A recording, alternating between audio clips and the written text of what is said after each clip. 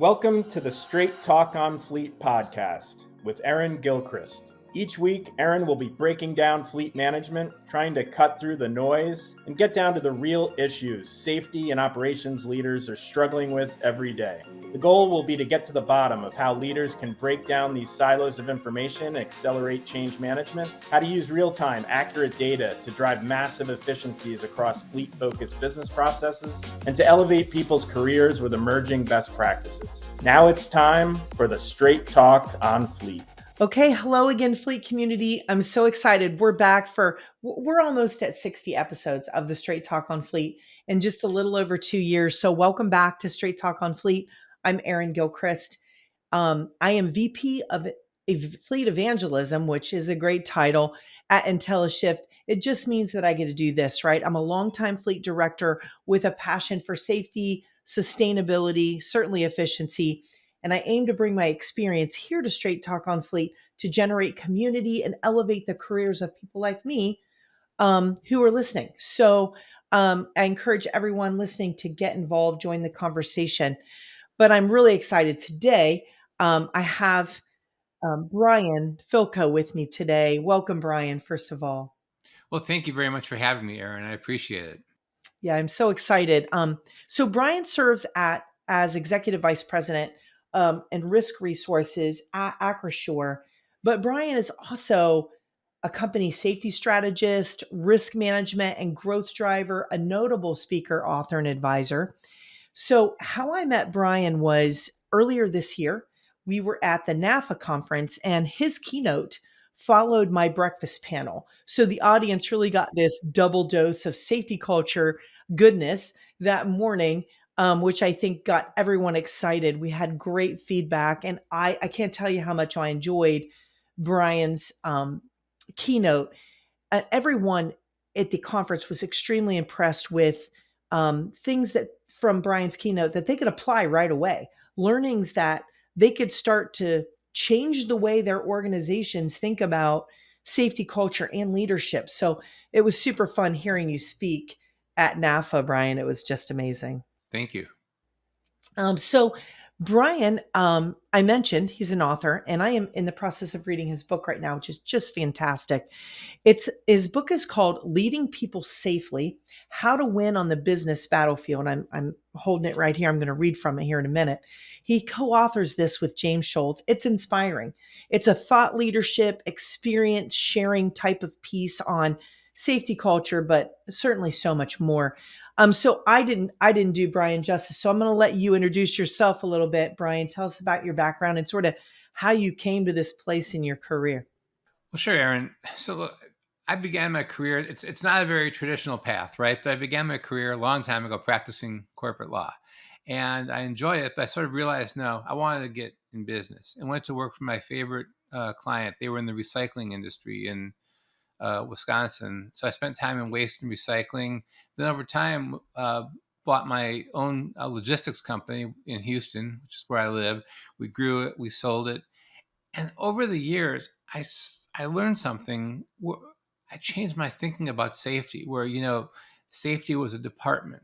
No, it's a way of life. And I began to understand that safety is the core, at the foundation of operational excellence, of profitability.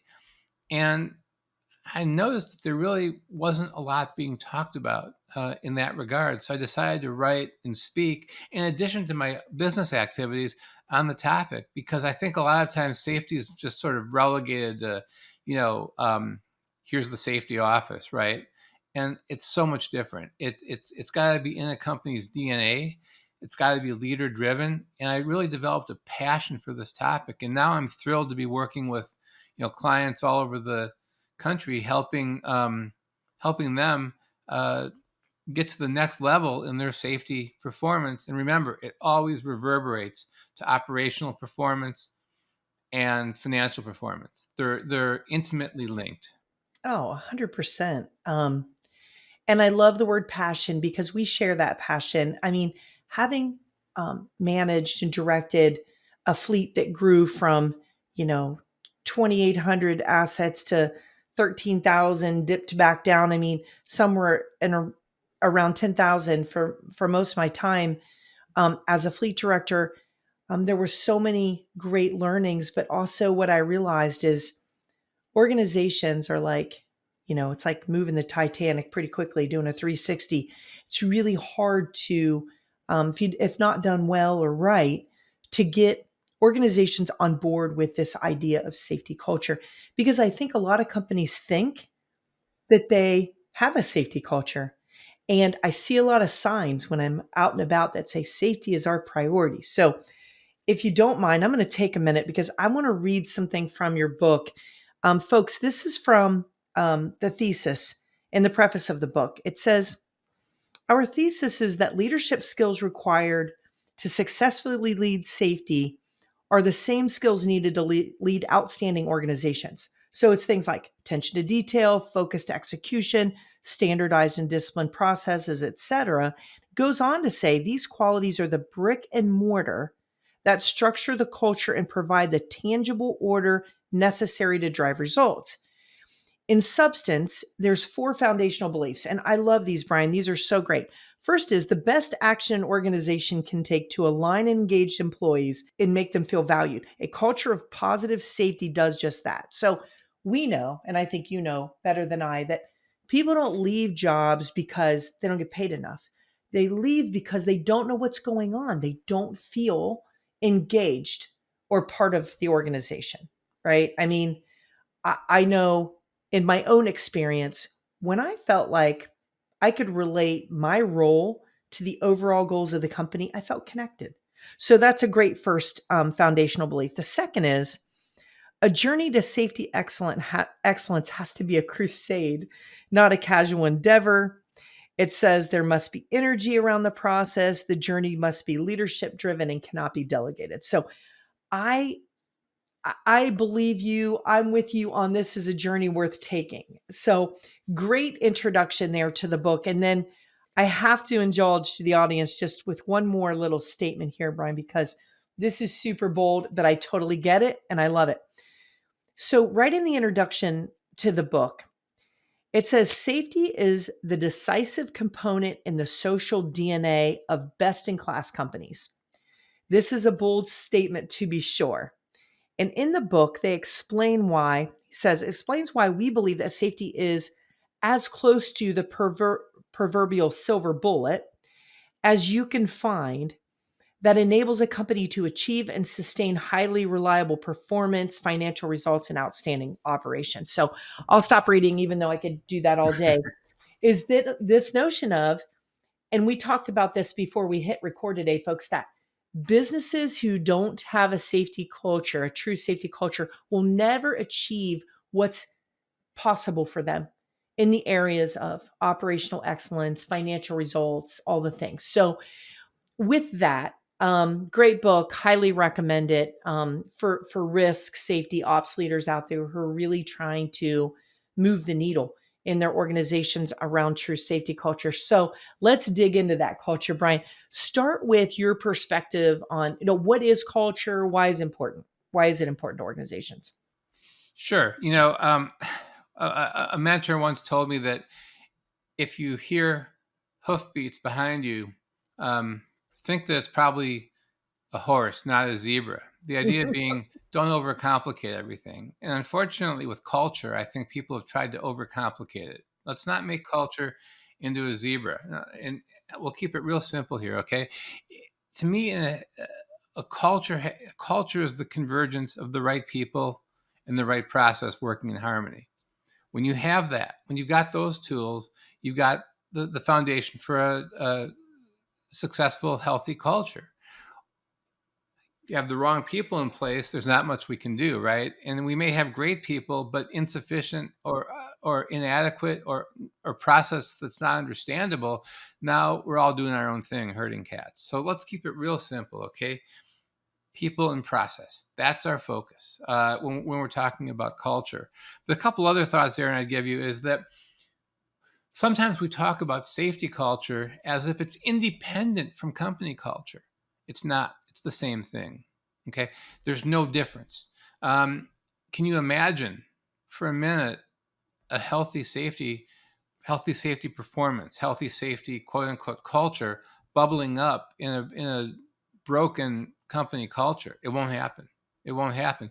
Similarly, a healthy organization, a organization with a healthy culture will experience setbacks, adversity, safety issues, but they're resilient, they're smart, it's leader driven, it's employee owned, they'll figure it out, they're committed to continuous improvement, and they will overcome the safety challenges. They don't accept the attitude that, crashes happen, incidents happen. They're always looking to better themselves in safety, operations, competitive advantage, anything you want. So to me, let's understand the culture is culture.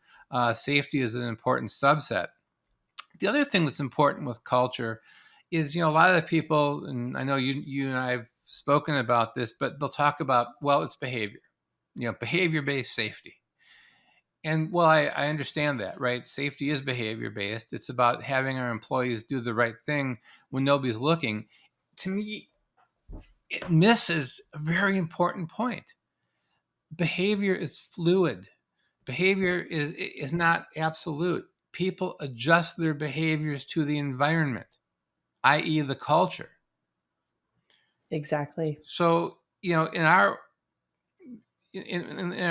company, the logistics company, and I assume this is true for many of your listeners, you're going to get drivers and you're going to do their background checks and you'll pull their PSP scores. If they have PSP scores and you don't pull them, well, let's change that. Okay. But that's a different topic. But I would find drivers with some imperfections on their PSP scores, right? Maintenance and stuff. We would talk about it. And if I knew that they were coming from a competitor with a less than healthy culture, I also knew that, they wanted to come to a company with a healthier culture and that they would change their behavior. They want something better. They want something better. So behavior is situational. In a healthy company, people will adjust their behavior. So it's the environment. The culture defines the environment, and the environment creates the context in which people behave. 100%. It's like our families, Yeah.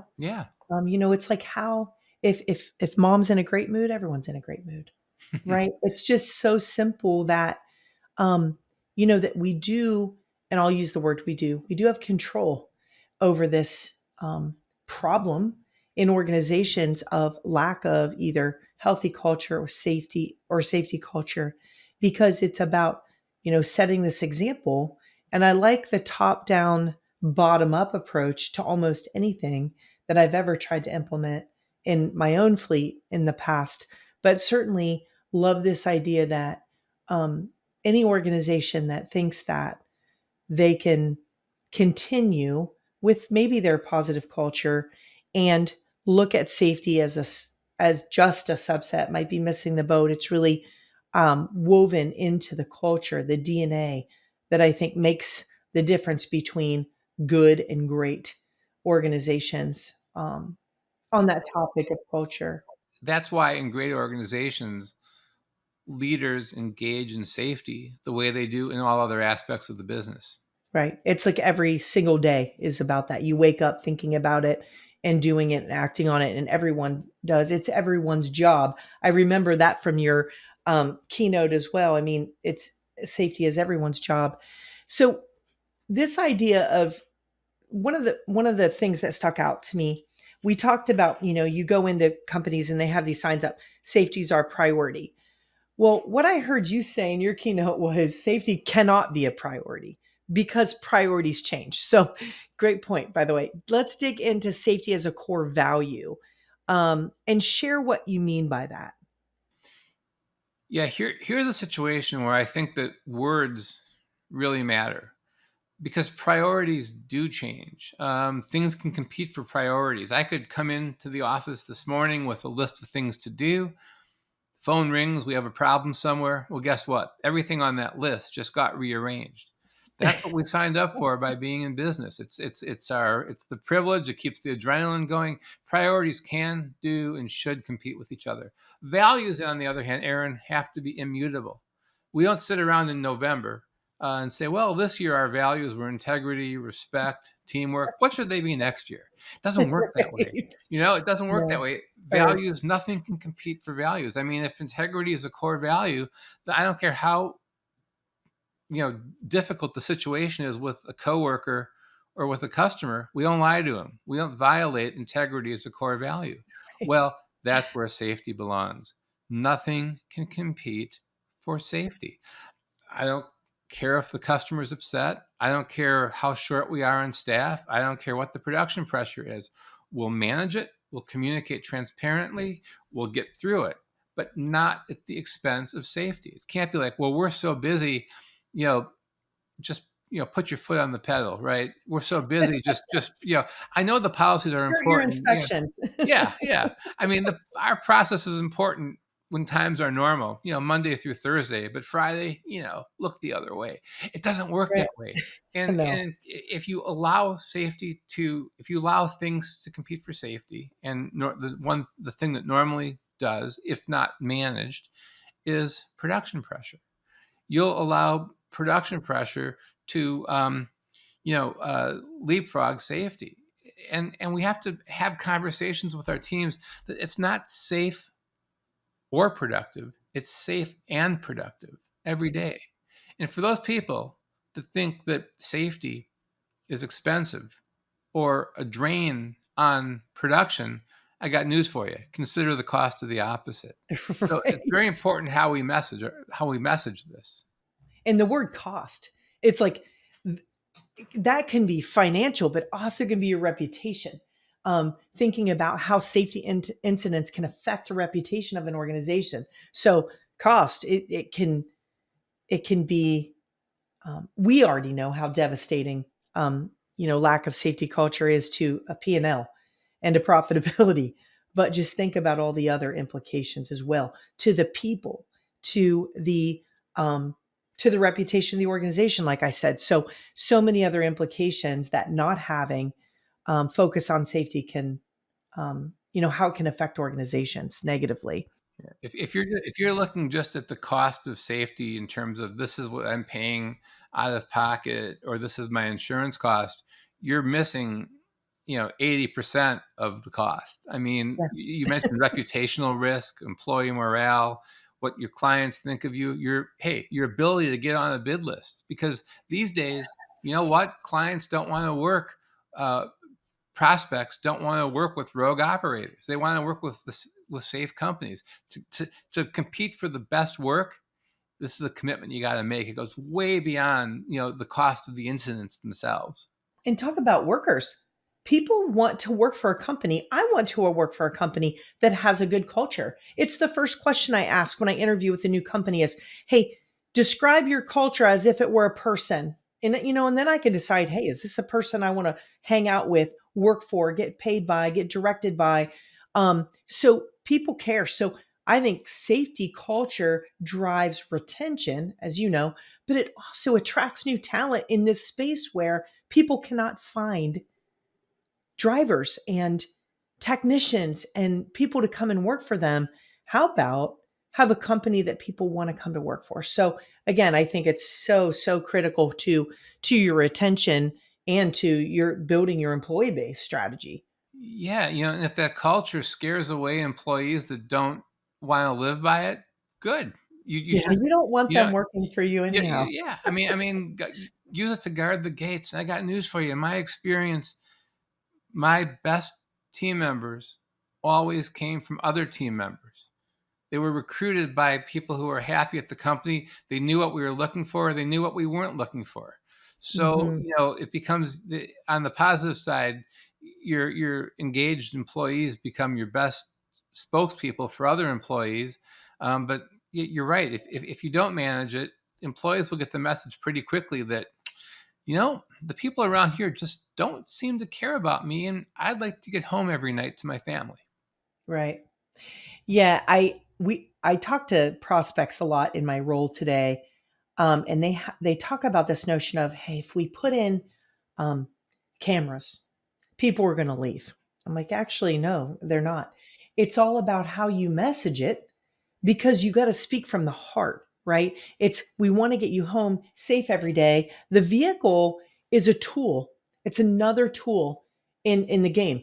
And that tool is arguably the most dangerous tool that'll ever be issued to any employee, especially today as our roadways get this work site or work zone called the US roadways or that anywhere are so dangerous because people are doing everything but driving.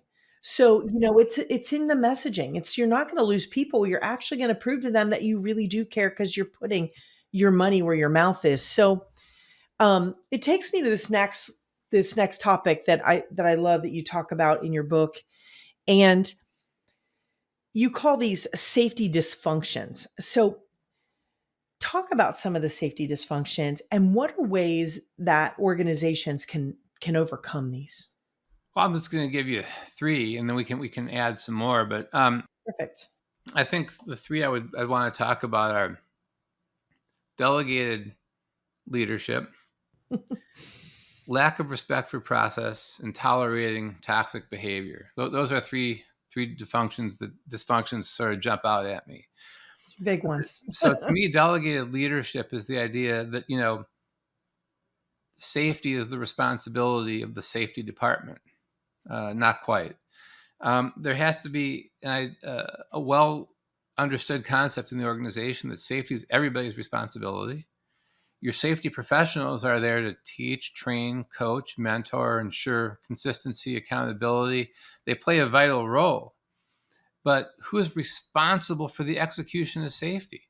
Prove to me that anybody other than operations can execute on safety. I don't know how, because operations are the people whose hands are on the levers. They're the ones making the critical decisions every day. So safety has to be everybody's responsibility. We all have a role to play, from the C-suite to the frontline teams.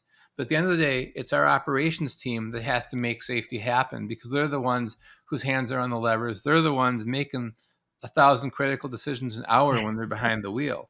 So the idea being that there has to be, the C-suite can't delegate it. The safety department is not solely responsible for owning it. Nobody can delegate it. And when there are safety issues, they have to be owned and resolved in partnership, right? I've seen too many situations where, an operations manager might come into the safety department and say, here's a problem. I'm putting it on your desk. I'm going back to my job. No. We're going to fix it together. I'm a big fan of, if it were possible, of ride-alongs, right? Going with drivers.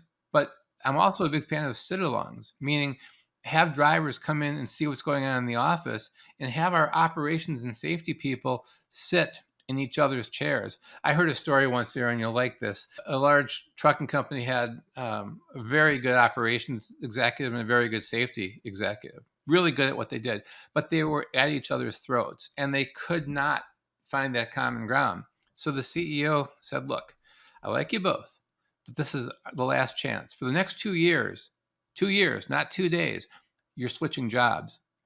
Whew. And and so the people, they liked their jobs. They didn't want to leave. So after those 2 years were up and they went back to their jobs, they had unconditional respect for each other. You got to walk in each other's shoes. And none of that happens in a delegated environment. So that's the first dysfunction. Excellent. Love that. The next is lack of respect for process. And in my mind, a lot of us don't have necessarily a lack of process. We might have too much bad process. So you got to look at your audience, whoever that process is intended for. And if you kind of accept the notion that the average American reads at a 6th or 7th grade level, and if that happens to be your intended audience, and your process is written at a high school or collegiate level, you don't have process. You have words on paper. Right. So you got to make sure that your process is understandable first. Then once you're comfortable that it's understandable, then there can be no shortcuts. If we're going to have a cell phone process, a cell phone SOP, for example, you're going to follow it. And there's going to be consequences if you don't. I think that's an important safety dysfunction, Erin, in that having the process is sort of like having the cameras that you mentioned. If you have them and don't do anything with them, you might as well not have it in the first place. Exactly. There has to be unconditional respect for process. And then the final is tolerating toxic behavior.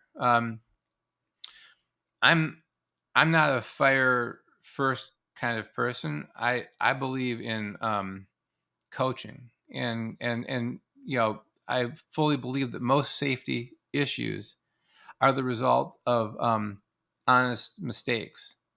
Okay, and so you coach that. You don't necessarily need to discipline everything, but there are some employees that can't be coached. But I need that vehicle filled. Do you know what it's going to cost me if that vehicle is empty? Downtime and stuff. No, I don't. But I do know what it's going to cost you if you fill it with toxic people who won't adjust their behavior. So in my mind, those are the three dysfunctions I'd bring up to you: is delegated leadership, lack of respect for process, and not losing people, not letting employees who have proven themselves to be chronically incapable of adjusting their behavior, not letting those people go fast. Yeah, I love all of that. One thing that stood out to me is this idea of ride alongs. When I was managing my large fleet, I would have I hate the word vendor or supplier because I really grew a team around me that were somewhere in between a strategic partner and a trusted advisor in my supplier group. And I would have them do ride alongs with our drivers, our technicians often, and come back and tell me, what did you see? What could your company do to make the experience of our drivers better so they can ultimately, one, be as safe as possible, efficient, productive, and get to that customer every day, every time. And it was a great exercise and learning for all of us. And then, of course, I did ride-alongs as a fleet leader as well. Yeah, and the related thing there is, people might think about that ride along or the peer-to-peer field observations. That's our chance to kind of catch people. No, if we're going to catch them, let's catch them in the act of doing something right. I mean, you've got to focus on things that need to be corrected. I'm not ignoring that, but you've got to reinforce the positive behavior. If you had a ride along with somebody and they did a nice job, or maybe there was a difficult situation on the road and they handled it just right, you've got to catch people in the act of doing something right, and reinforcing the positive behavior. That, in my mind, goes further than always just looking for the one mistake you made. We spent 4 hours together, Erin, on a ride along, and I made one mistake, and that's what we're going to spend time on, not all the things I did right. Got to Like be it's balanced. it's an opportunity to learn Yep. about the people who are out there on the front line every day.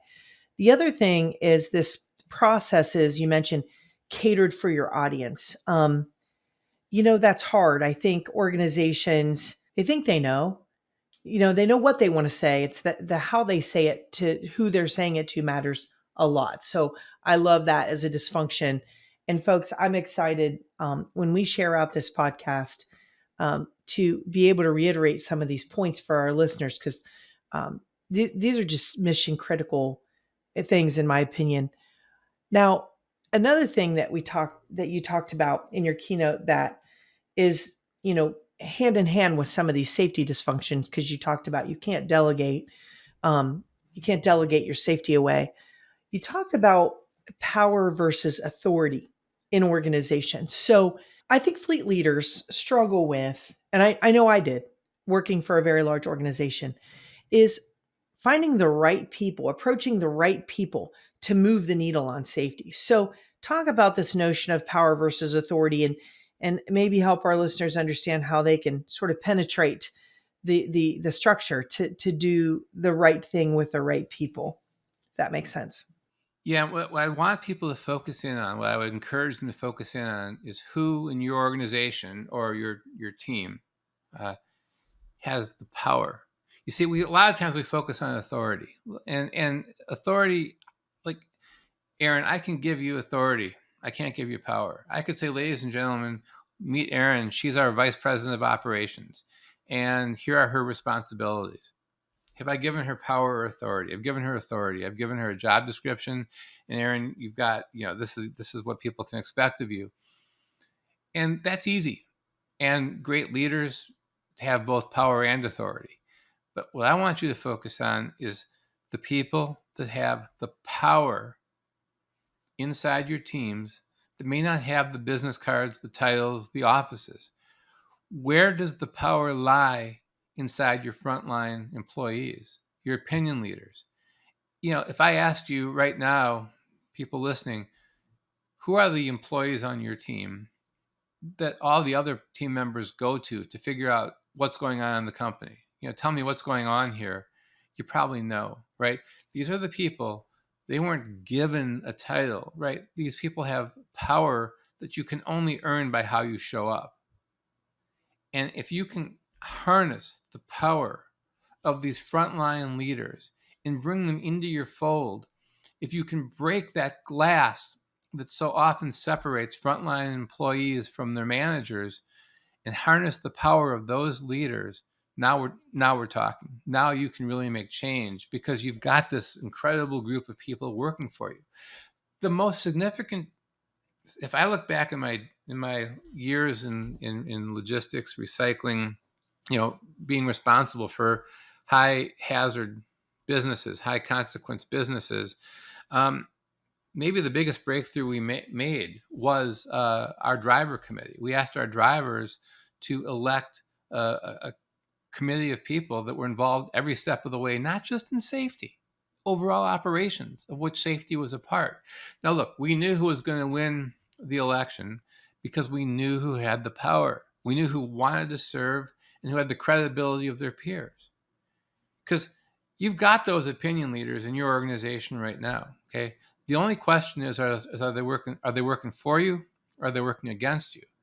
And I can show you whatever statistics you want, safety, retention, service, and how all of our stats got better once we harnessed the power of our frontline employees and brought them in a truly meaningful way.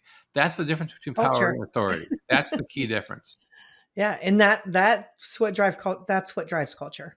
I mean, that's real culture. If you can crack that nut, and then collaborate with the right people in your organization who get it done, and get them believing in your message and some drinking the Kool-Aid, I guess, of safety and what it really means and what it can really do. One example, when I was running my fleet, I had this brilliant analyst that worked for me, and he said, why don't we make the KPIs more relatable to the operations leaders? And so how we did that was we said, instead of all fleet cost per mile and maintenance cost per mile and fuel cost per mile and MPG, and all those things are important, total cost of ownership, those are great, and they do tell stories. But when we could get the operations managers to understand that their fleet cost per mobile customer, we had a mobile business that was doing mobile work every day, going out to customers, that the fleet cost of them to do each and every mobile job is X, right? And they would say, okay, well, why is Dallas, $11.61 per job, and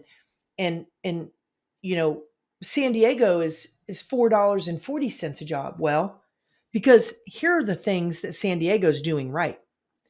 They're doing their vehicle inspections, which prevents unplanned breakdowns. I talked about the metrics, the behaviors, and the things that San Diego was doing that maybe Dallas wasn't. Dallas is having accidents, not because they don't care, but they're not focused on the right things. And then I could easily point out the things that they could do, decrease idle. It's, name it.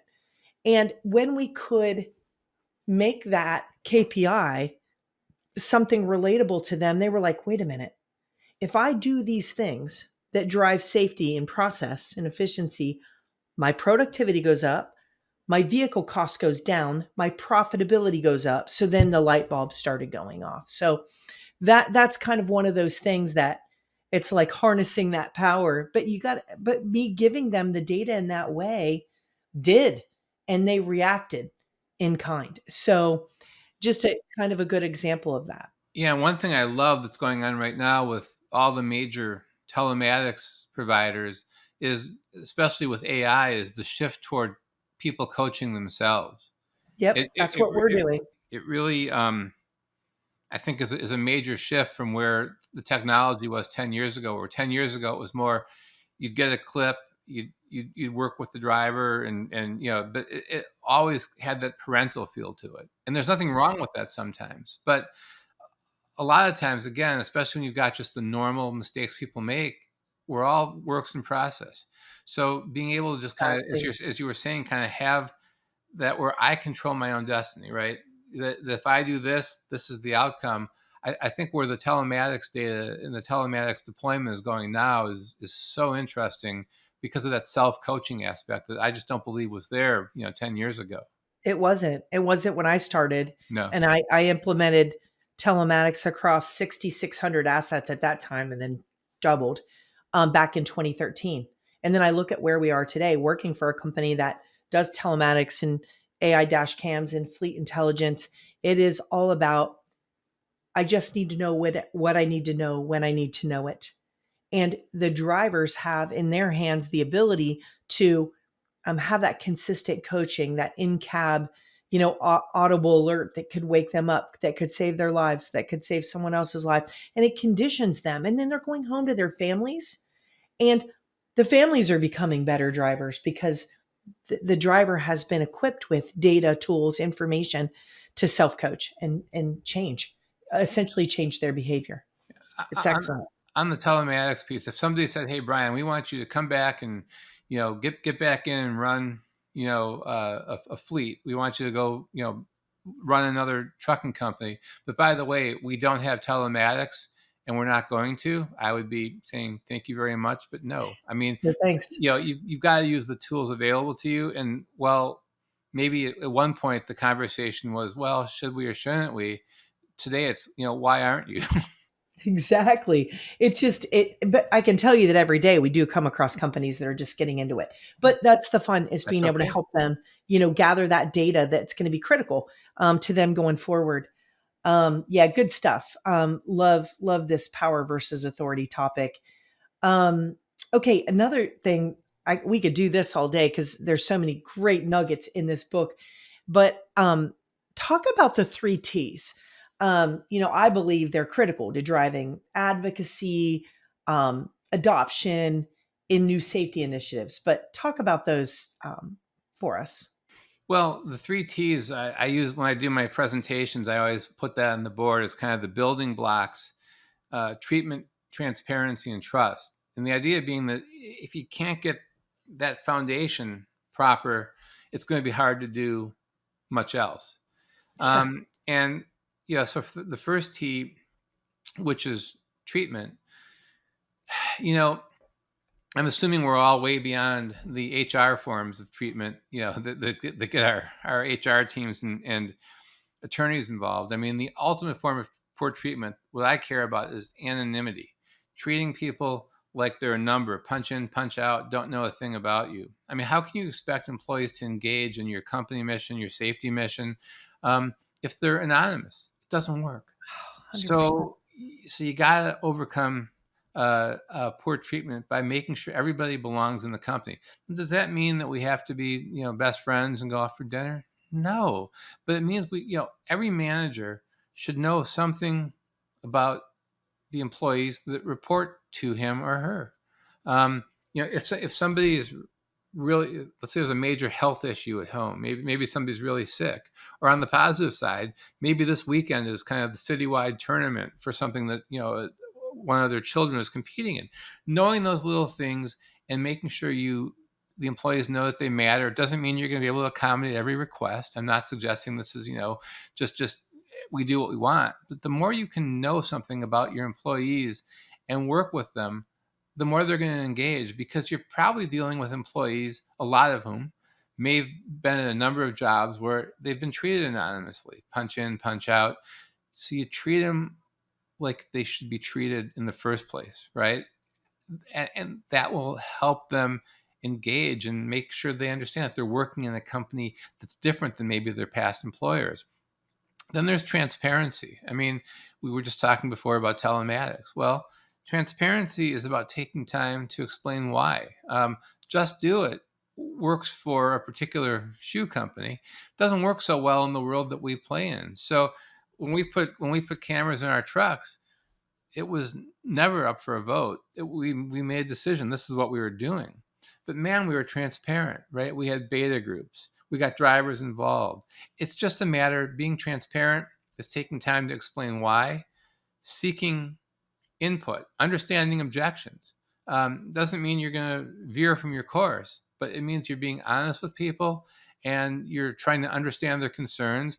And look, if I at the time we put cameras in, which is about the same time you did for the first time, Erin, it was pretty radical back then for a lot of people, until you could make sure people understood that this is to protect you and the company. We're on the same side of the table, right? And so kind of trying to take time to explain that why. And then finally, the third T is trust. I mean, if there's no trust, forget everything else, right? Yeah, Trust sure. a lot of times just means following up on what you agreed to, making good on the promises you made to your team, and treating your employees with integrity. It's pretty basic stuff, but if you can't get those three T's right, it's hard to make the kind of change that you want to make in the organization to get it to the next level on its performance. Yeah, I mean, trust is everything, and it's everything in business and in family and in relationships. It's a non-negotiable. But building that takes time and effort. Yeah.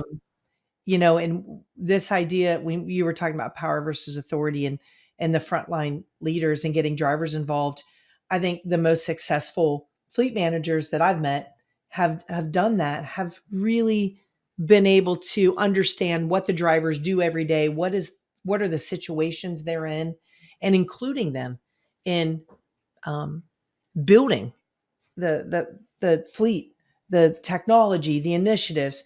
Because when built from their perspective, they'll be successful. There are things they can get on board with, things they can understand, and things that they want to be part of. So, just all of these themes just tie so nicely together. And we have a few more minutes, and the last thing I want to touch on that I thought was super interesting was cultural contracts. Talk about that for us.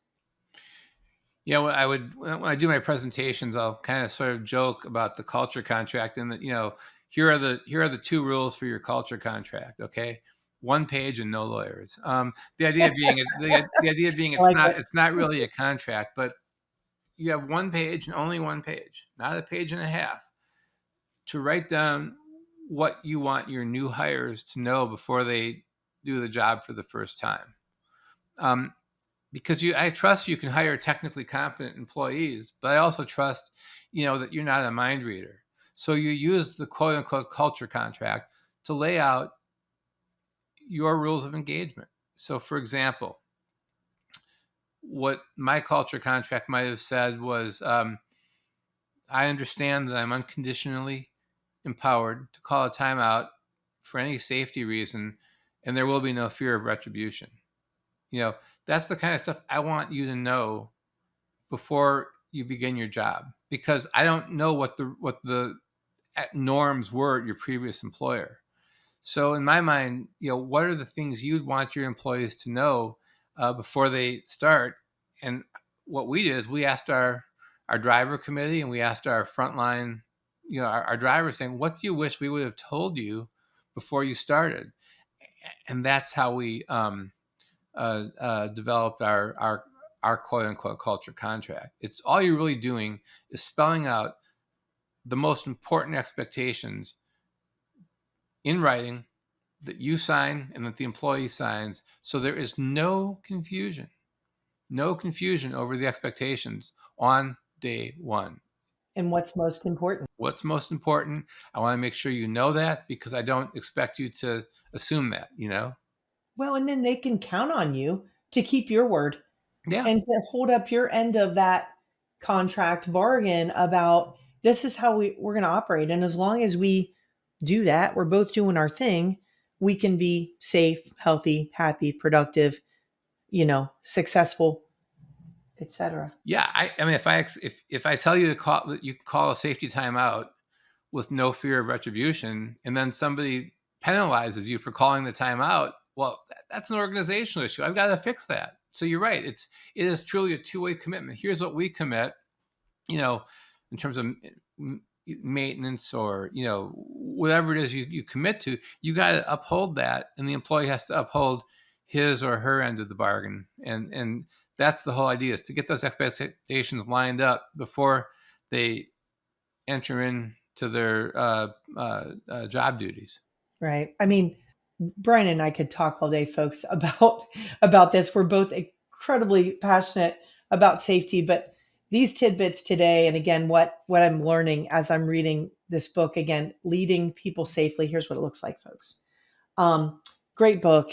And I'm just excited. Every page I read, I'm like, yes, yes, yes. So it's just all of these aha moments. It's filled with aha moments of, this isn't rocket science, but more is just really common sense about treating people right, gaining their trust, including them. While those things seem, well, of course, to do that. These are natural things to do. They're not for everyone. So organizations really can get there. It just takes time. And from what we've talked about today, a lot of really common sense effort, but consistency and diligence and honesty. And that's what builds that trust, which I think, again, like you said, the cornerstone of relationships throughout organizations at all levels. But Brian, thank you for sharing your insights with us, your experiences, your learnings. I think that our audience is going to benefit greatly, and I hope we can do this again sometime. Well, thanks for having me. And anytime, as you said, we could go on these topics for a long time. We share that passion. So I really appreciate the opportunity to join you, Erin, and look forward to the next time. Yeah, me too. And out on LinkedIn, folks, will be posting some clips from the podcast, and Brian's going to be doing some stuff on LinkedIn too to look forward to that we'll highlight from Straight Talk on Fleet and share those things out with you. But again, audience, thank you for being here. Brian, thank you. Find us wherever you listen or watch your favorite content. Link in with Brian and I. We're both on LinkedIn. And join the conversation here. And like we like to say, as we end every podcast of the Straight Talk on Fleet, keep it real, keep it safe for fleet's sake. And thanks for listening, everyone.